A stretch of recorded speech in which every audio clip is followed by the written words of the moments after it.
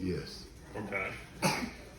So I just want to start by saying my name is Tevin, and I'll be speaking about the Blair Witch Project, the 1999 version of the movie, not the more recent one, which was made in 2016, I believe.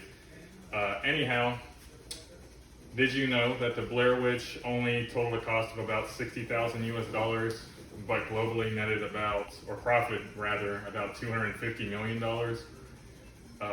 Just thinking about that, the sheer amount that they made, percentage-wise, is insane. And I would like to speak about the ways that they had done that, or how they accomplished that. They basically used the fear of the unknown through the way that they portrayed the cast, putting them through a bunch of psychological trauma that they weren't even aware of, ranging from shaking their tents to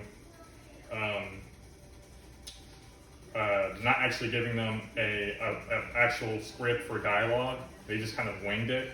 They would give them a note every day. The note would contain little messages. They actually gave each individual one of the three actors a note that would conflict with the other person that's acting on the cast. That caused a lot of division in the group, a lot of infighting, which just kind of built a suspense and whatnot throughout the entire movie.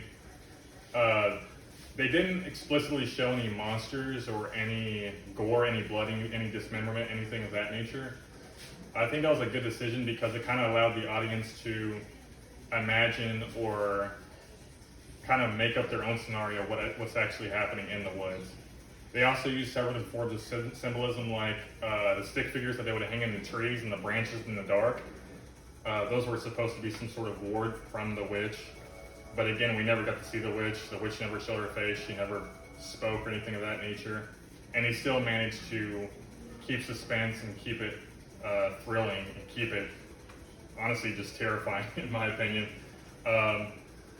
Along with that, they used kind of ambient, natural noises such as leaves rustling, branches on the ground crackling, rocks that would be falling off the side of hills in the forest and whatnot. And like I said, the cast didn't actually know that the crew was messing with them. They were actually secluded. They were dropped off in the forest location with a single map that was later kicked into a creek by one of the cast members. And it was later on revealed that they had done that, and that was the only map of the entire area. So again, it just added to the realism because they were actually lost going in circles in the forest. But I would say overall, the movie is a very good watch. If you don't like gore, it still manages to be horrific. It still manages to be suspenseful and keep you on the edge of your seat. So I would just say give it a try if you'd like to. And I'd also like to end with saying that there is a 2016 version of the movie. A lot of people don't like that one as much, so I would opt into the 1999 version of the movie. It's a little bit older, but it still accomplishes what it's meant to do. So thank you for listening. Yeah.